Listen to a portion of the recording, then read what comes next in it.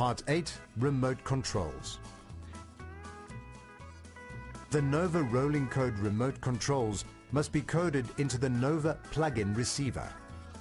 Ensure that nobody is standing in the way of the gate when you follow this procedure, as the operator is going to run. With power connected to the controller, take one of the transmitters and press and hold one of the buttons for just longer than 5 seconds.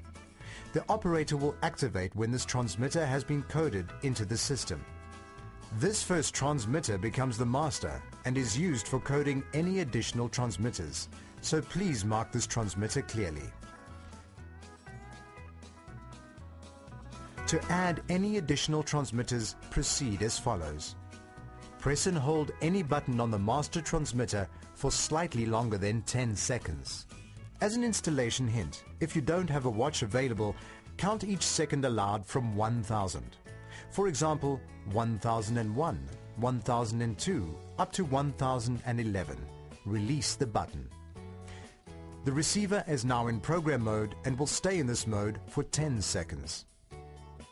Take the next transmitter, and this is important, press and release the button you want to use to operate the gate.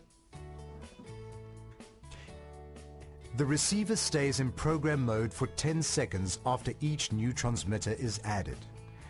If you have no further transmitters to add, wait 10 seconds for the receiver to drop out of program mode. Test the transmitters to make sure that the coding has been done successfully.